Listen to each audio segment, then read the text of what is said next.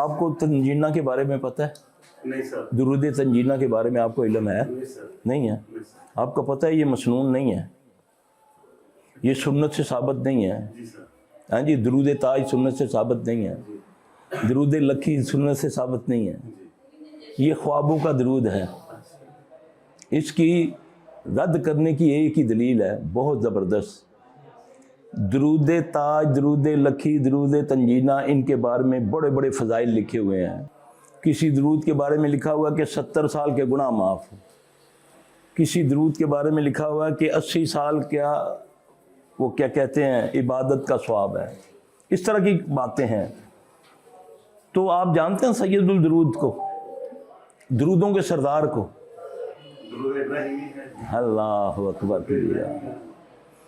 درود ابراہیمی کے بارے میں جب پوچھا نا نبی صلی اللہ علیہ وسلم سے، جب اللہ پاک نے یہ آیتیں اتاری نا کہ میں بھی درود پڑھتا ہوں، میرے فرشتے بھی درود پڑھتے ہیں، اے ایمان والو جنوں انسانوں تم بھی درود پڑھا کرو. ہاں جی. تو جب صحابہ نے پوچھا نا کہ یا رسول اللہ صلی اللہ علیہ وسلم، یعنی کہ یہ کیسے ہے، کیونکہ صحابہ تو پوچھتے تھے نا، ایک چیز ان کے سامنے نئی نبی صلی اللہ علیہ وسلم پیش کرتے ہیں تو وہ پھر پوچھتے ہیں، وضاحت چاہتے ہیں کہ یار. تو آپ نے فرمایا اس کے پڑھنے سے جو اس کو پڑھتا ہے 10 نیکیاں اس کو ملتی. کتنی؟ اور درود تاج پر 70 لاکھ نیکیاں. نعوذ باللہ، نعوذ باللہ. جو نبی صلی اللہ علیہ وسلم درود بتا رہے ہیں، جو میڈ ان انڈیا پاکستان کا درود ہے، اس پر 80 لاکھ نیکیاں. جو محمد صلی اللہ علیہ وسلم زبان اطہر سے مدینہ میں یا مکہ میں بتا رہے ہیں، اس پر صرف 10 نیکیاں. عقل تو ہونی چاہیے نا بندے کو. ہاں جی. پھر آپ نے کبھی اس کا معنی پڑھا؟ ترجمہ پڑھا آپ نے؟ اس میں دیکھو کیا کہہ رہے ہیں. ہم اللہ کو کہہ رہے ہیں، نبی سے مانگ رہے ہیں. درود ابراہیمی پر تو ہم اللہ سے مانگ رہے ہیں. کس کے لیے؟ نبی صلی اللہ علیہ وسلم کے لیے. اعوذ باللہ من الشیطان الرجیم، بسم اللہ الرحمن الرحیم. اللہم صلی علی محمد، اے اللہ تو سلامتی کر محمد صلی اللہ علیہ وسلم پر. کس کو کہا جا رہا ہے؟ کون کہہ رہا ہے؟ میں. میری اوقات کیا ہے کہ نبی کے لیے دعا مانگوں؟ لیکن اللہ دکھا رہا ہے کہ میرا نبی بھی میرا محتاج ہے. گو کہ میں نے اس کو عطا کر دیا مقام محمود، کہہ دیا، مگر تمہیں کہنے سے اجر ملے گا تم کو. میں نے تو دے دیا مقام محمود اس کو. لیکن جب اذان کے بعد تم پڑھتے ہو مجھ پر درود، ہم نے تو پہلے شروع کر دیا نا. نبی صلی اللہ علیہ وسلم نے فرمایا جس نے نماز اذان کو سنا اس کا جواب دیا. جب حی علی الصلاۃ حی علی الفلاح پر آئے، ولا حول ولا قوت الا باللہ پڑھے، اس کے بعد یہاں پر بھی شیطان نے ایک بہت بڑا ہمارے اوپر حملہ کیا. اذان شروع کہاں سے ہوتی ہے؟ مکمل کہاں سے ہوتی ہے؟ آگے محمد رسول اللہ تو نہیں ہے نا. ہم نے اس میں اضافہ کیا. جیسے ہی مؤذن کہتا ہے، ہمیں کہا کہ پوری اذان کو سننا ہے. ہاں جی. اور پھر جس نے اس کے بعد مجھ پر درود پڑھا اور یہ دعا پڑھی. دیکھیں یہ بہت بڑی جگہ ہمیں گھات لگی ہوئی ہے. ہم نے سنتوں کو چھوڑا، حدیثوں کو چھوڑا، جس نے جو چاہا ہماری پاکٹ میں ڈال دیا. اب یہ دعا کہاں تک ہے؟ اذان سب کہتے ہیں مکمل ہوتی ہے لا الہ الا اللہ پر. جیسے ہی مؤذن کہتا ہے لا الہ الا اللہ، ہم کر دیتے ہیں محمد رسول اللہ. یہ ہم نے اضافہ کر دیا. آپ نے فرمایا جس نے اذان کو سنا منوان، اس کا جواب دیا، پھر مجھ پر درود پڑھا. پہلے کہا یا بعد میں؟ بعد میں. اللہم صلی علی محمد وعلی آل محمد کما صلیت علی ابراہیم وعلی آل ابراہیم انک حمید مجید. دعا مانگی نبی صلی اللہ علیہ وسلم کے لیے. اللہم بارک علی محمد وعلی آل محمد کما بارکت علی ابراہیم وعلی آل ابراہیم انک حمید مجید. پھر جس نے یہ دعا پڑھی، کہاں تک؟ جتنی نبی نے بتائی. نبی صلی اللہ علیہ وسلم نے کتنی بتائی؟ احادیث میں کہاں تک ہے؟ میرے بڑوں نے اس میں کتنا اضافہ کر لیا؟ اضافہ تو تب کیا جاتا ہے کہ جب اس کو نامکمل سمجھا جاتا ہے. تو میرا تو ایمان ہے کہ محمد صلی اللہ علیہ وسلم کی بات ایک بھی جو ہے وہ نامکمل نہیں، مکمل ہے. اب آپ نے جو دعا پڑھی، پڑھنے کا امت کو حکم دیا، وہ کیا ہے؟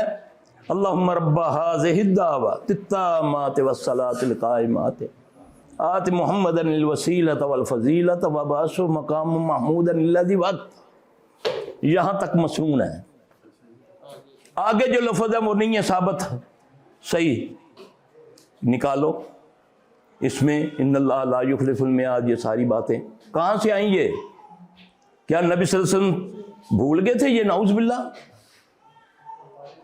اس میں جو ہم نے آگے لفاظوں کا اضافہ کیا، کہنے والا تو کہتے ہیں نا یار نماز الفاظ تو اچھے ہیں نا، لیکن اس کو منسوب کیوں کرتے ہو نبی صلی اللہ علیہ وسلم کے ساتھ؟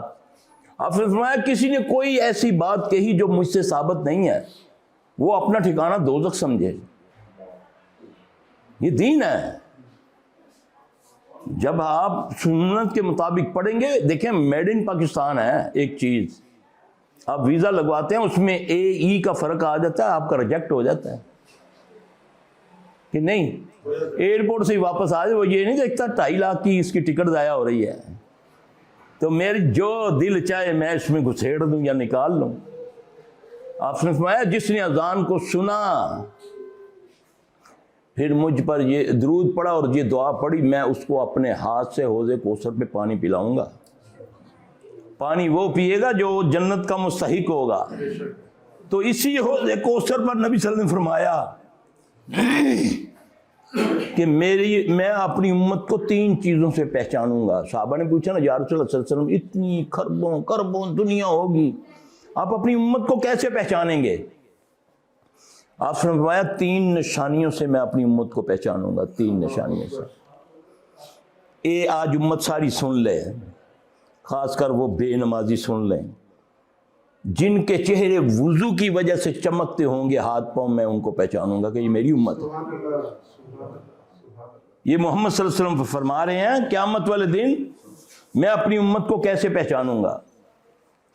دوسرا،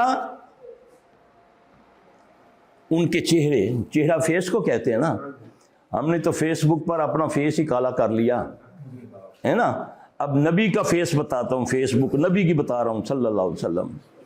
آپ نے فرمایا جن کے چہرے چمکتے ہوں گے وضو کی وجہ سے، ظاہر ہے وضو وہ کرتا ہے جس نے نماز پڑھنی ہوتی ہے، پھر جن کے دائیں ہاتھ میں کتاب ہوگی، فیس ہو گیا چہرہ، بک ہو گئی کتاب، تو فیس بک تمہارا بھی ہے، نبی کا بھی فیس بک ہے، میں فیس بک سے پہچانوں گا ان کو۔ چہرہ ہے نا فیس، کتاب دائیں ہاتھ میں ہے، میں اپنی امت کو اس طرح پہچانوں گا کہ اس کے دائیں ہاتھ میں نامہ اعمال ہوگا۔ 2 نشانی ہیں۔ تیسرا، جو فن بلوغت پر پہنچنے سے پہلے جن کی اولاد فوت ہو جاتی ہے، وہ اس پر اللہ کی رضا سمجھ کر صبر کرتے ہیں، واویلا نہیں کرتے ہیں، تو ان کے وہ چھوٹے بچے ان کی چھنگلی انگلی پکڑ کر ان کو جنت کی طرف لے جاتے ہیں۔ یہ میں اپنی امت کو اس سے پہچانوں گا۔ ان میں سے گروہ میری طرف آئے گا، ان میں سے جن کے چہرے بھی چمکتے ہوں گے، کتاب بھی ہوگی، ان میں سے ایک گروہ میری طرف آئے گا تو ان کو روک لیا جائے گا۔ یہ بڑا حساس معاملہ ہے میرے بھائی، یہ میں آپ کو بتا دوں، دین کا معاملہ بڑا حساس ہے، ہم نے بڑا لائٹلی لیا ہوا ہے۔ ان کو روک لیا جائے گا، میں کہوں گا آنے دو بھی، یہ مجھ میں سے ہیں، میں نے پہچان لیا کہ یہ میری امت ہے۔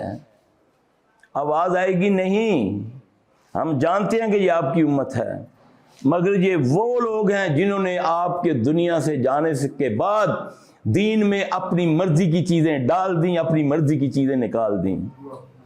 تو میں وہاں پر یہ کہوں گا، محمد صلی اللہ علیہ وسلم فرما رہے ہیں، صحیح حدیث ہے، امت کا کہا جا رہا ہے، امت میں سے ایک گروہ کو روکا جائے گا۔ دعا کرو اللہ ان میں سے ہمیں نہ کرے، اللہ ہمیں نہ کرے۔ میں ادھر کہوں گا سہکن دفع کرو ان کو، دفع کرو، ڈالو ان کو، پھر ان کو گھسیٹ کر دوزخ میں ڈال دیا جائے گا۔ محشر میں جب محمد صلی اللہ علیہ وسلم حوض کوثر پر کہہ دیں گے کہ ان کو دور کر دو، مجھ سے دور کر دو، آج میرا دل چاہتا ہے میں دین کے اندر شامل کر لیتا ہوں۔ کفار نے تو اب شروع کیا قرآن کی تدلیل کرنی، تم نے کب سے شروع کی ہوئی ہے؟ جب قبروں پر لکھا دیتے ہو قرآن، جب ان پر کتے بلیاں اترتی ہیں جب چادریں چڑھاتے ہو، جب بندہ مر جاتا ہے اس کے پاؤں پر بھی قرآن لکھا ہوتا ہے. یہ قرآن کی توہین نہیں ہے؟ کہتے ہو لگاتے یہ فلاں کمپنی نے جوتے کے نیچے نبی کا نام لکھ دیا، اللہ کا نام لکھ دیا. تم نبی صلی اللہ علیہ وسلم کے جوتا بنا کر اس کے نیچے لکھتے ہو، کلمہ نہیں لکھتے. اس سے زیادہ نبی کی کیا توہین ہوگی؟ ان کو کیا کہتے ہو؟ نالائے مبارک نہیں نکلا، جوتا ہے نا نبی کا، نالائے کہتے ہیں نا. اس کے کیا اندر لکھا ہوا ہے؟ تو اپنے باپ کا نام لکھنا اس کے اندر.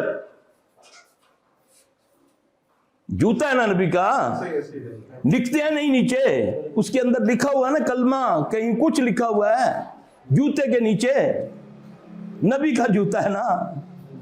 کس کی ماں کو ماں کہوں جا کر میں؟ یہ تمہیں توہین نظر نہیں آتی؟ یہ جی ہم نے جھنڈیاں لگائی ہوئی ہیں، آپ تشریف فرما ہوں گے، ہاں جی، تو جھنڈیوں کا پیر کیا چھاپا ہوا ہے؟ نالائے مبارک. کس سے استقبال کریں گے ہم؟